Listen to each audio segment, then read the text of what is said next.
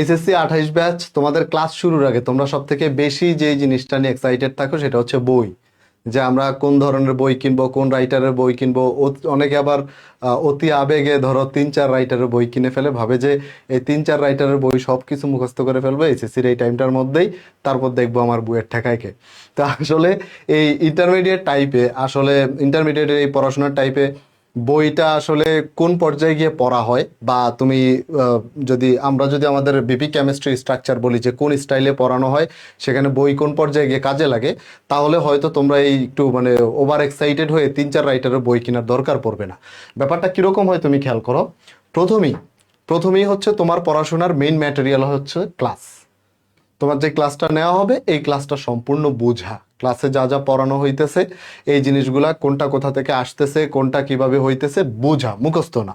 প্রথমে জিনিসগুলো হচ্ছে বোঝা, নিজের ভিতরে নেয়া। এরপরে সেকেন্ড যেই কাজটা হচ্ছে তোমার ক্লাসের যে পিডিএফটা, অর্থাৎ আমরা চেষ্টা করি পড়ানোর সময় যে আমাদের পিডিএফ এর মধ্যে, অর্থাৎ ক্লাসের যেই বোর্ড আছে এই বোর্ডের ম্যাক্সিমাম ইনফরমেশন লিখে রাখা। তো একটা ক্লাস পিডিএফ দেখলে তুমি দেখবা যে 90% ইনফরমেশন এখানে লিখা আছে। বাকি 10% কি? বাকি 10% হচ্ছে বোঝানোর ধরন। এক একজনের বোঝানোর ধরন এক এক রকম। ওই ধরনের মধ্যে কিছু পয়েন্ট থাকবে যেগুলো তোমাকে পয়েন্ট আউট করতে হবে, তোমাকে নোট করতে হবে। সো এই পিডিএফ এর সাথে হচ্ছে তোমার নিজের নোট। ব্যাপারটা এরকম না যে একটা পিডিএফ আছে তোমার ফোনে, তুমি সারা জীবন ওই পিডিএফ দেখেই পড়বা। এটা করলে কিন্তু আর বেশি ক্ষতি হয়, কারণ ফোন হাতে নিলে কোনো না কোনোভাবেই দেখবা যে কিছু সময় অটোমেটিক নষ্ট হয়ে যায় এই সামাজিক যোগাযোগ মাধ্যমের কারণে। ঠিক আছে? সো তাহলে প্রথমে ক্লাসের পর আসতেছে পিডিএফ। এটার অল্টারনেটিভ হচ্ছে তোমার নিজের হাতে করা নোট। এরপরে তুমি যাবা কোথায়? বইয়ে না, এরপরে তুমি যাবা হচ্ছে প্র্যাকটিসে। এই প্র্যাকটিস মানে কি ভাইয়া? প্র্যাকটিস মানে হচ্ছে কোশ্চেন সলভ। এই কোশ্চেন সলভ তুমি কোথা থেকে করবা? কোশ্চেন সলভ এই বিগত বছরে কোশ্চেন সলভ করবা হচ্ছে তুমি এই বিভিন্ন সাপ্লিমেন্ট বলো অথবা ওই যে টেস্ট পেপার বলো, যে যেইটা কিনো ওইগুলো হয়তো তোমরা আরেকটু বড় হইলে এগুলো কিনবা। তো এই জিনিসটা কিন্তু বইয়ের আগে ইম্পর্টেন্ট।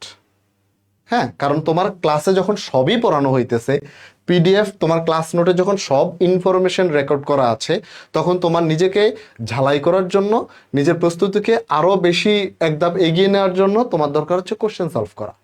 তুমি যখন দেখবা কোশ্চেন সলভ করতে গিয়ে তুমি সলভ করতে পারতেছো, বা তুমি কোনো একটা জায়গায় আটকাইতেছো, সেটা ক্লাস বা পিডিএফ দেখে সলভ করে নিচ্ছ, হিউজ পরিমাণ প্র্যাকটিসের পর তোমার কনফিডেন্স গ্রো আপ। এরপরে তোমার একটা বই লাগবে, যে বইয়ে কোন কোন টপিক আছে সব টপিক তোমার কভার হয়েছে কিনা। যখন বই খুলে দেখবা যে হ্যাঁ এখানে এখানে এই টপিকগুলো সবই আমি পারি, তখন তোমার কনফিডেন্সটা একদম পিকে যাবে যে না, একটা চ্যাপ্টার পারফেক্টলি আমার শেষ হয়েছে।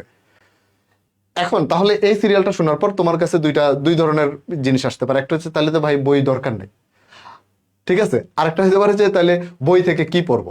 তো বিষয়টা হচ্ছে বই দরকার নাই, ব্যাপারটা এরকম না। বই একটা দরকার আছে। যাদের বই পড়ার অভ্যাস আছে, বই রিডিং দেওয়ার অভ্যাস আছে, তাদের জন্য বই পড়া অবশ্যই উত্তম। আর বই থেকে কি পড়বা, বিষয়টা হচ্ছে বই থেকে আসলে ইন্টারমিডিয়েট লাইফে তুমি বইয়ে দেখবা যে কিছু এক্সট্রা ম্যাথ থাকে, বইয়ে কিছু উদাহরণের ম্যাথ থাকে, ওগুলো তুমি প্র্যাকটিস করতে পারবা। যদিও যথেষ্ট পরিমাণ ম্যাথ করানো হয়, বাট তারপরে ধরো নিজে এক্সট্রা কিছু করতে চাইলে, অথবা অথবা ধরো বই থেকে তুমি চেক দিলা যে তোমার এখানে কি কি পড়ানো আছে সবকিছু তোমার কভার হয়েছে কিনা।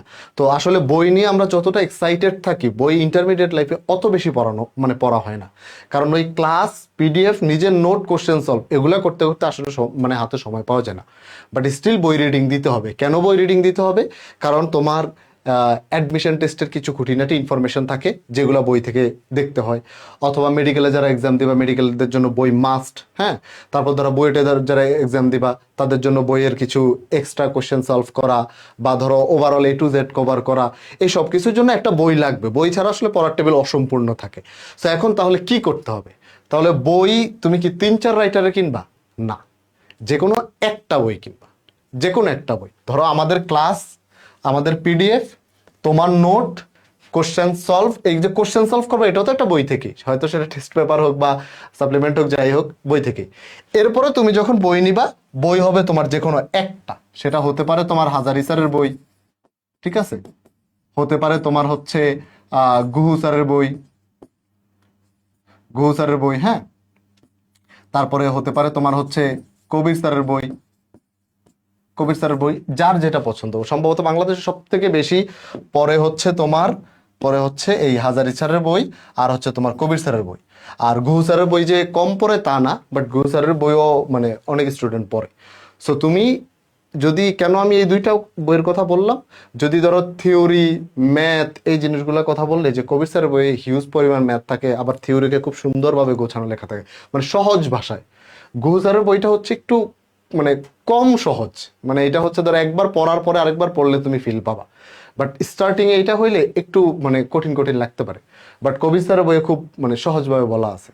তারপরে হাজারি স্যারের বই আছে, এটাও মানে মোটামুটি ভার্সেটাইল, অনেকেই পড়ে। সো আমার কথা হচ্ছে 3-4 রাইটারের বই এখনই পড়ার দরকার নাই। তুমি এবার অনেকে মেডিকেলে যারা মানে ছোটবেলা থেকেই স্বপ্ন দেখো, জন্মের পর থেকে তুমি ডাক্তার হবা, তাদের ধারণা যে আমরা মনে হয় 3-4টা বই পড়া লাগবে না, ওইখানে একটা বই পড়লেই হয়, যে কোনো একটা বই ফুল কমপ্লিট করলে হয়। ঠিক আছে? So class, PDF, practice, question solve, এরপর একটা বই, যে কোনো একটা বই তুমি হচ্ছে রাখবা, রেখে তুমি পড়বা। এবং এতটুকু তোমার কমপ্লিট ইন্টারমিডিয়েট জার্নির জন্য যথেষ্ট, এর বেশি কিছু লাগেই না। সো অতি এক্সাইটেড হয়ে এখনই 3-4টা বই কেনার দরকার নাই। আগে ক্লাস করবা, প্র্যাকটিস করবা, এরপর বাকিটা তুমি বুঝে যাবা। সো এই ভিডিওটা এই জন্য দিলাম যে এগুলা নিয়ে এত মাতামাতি, এত টেনশনের দরকার নেই। জাস্ট ধৈর্য ধরো, ক্লাস স্টার্ট করো, বাকি গাইডলাইন তুমি অটোমেটিক পেয়ে যাবা। ঠিক আছে? সো তোমাদের জন্য শুভকামনা। তোমরা ক্লাস স্টার্ট নিয়ে অনেক উত্তেজিত আছো। খুব শীঘ্রই আমরা তোমাদের ক্লাস স্টার্ট করবো, জাস্ট তোমাদের রেজাল্টের অপেক্ষায় আছি। তোমাদের রেজাল্টটা দেওয়ার সাথে সাথে আমরা আমাদের কার্যক্রম পুরোদমে শুরু করবো ইনশাল্লাহ। আল্লাহ হাফিজ।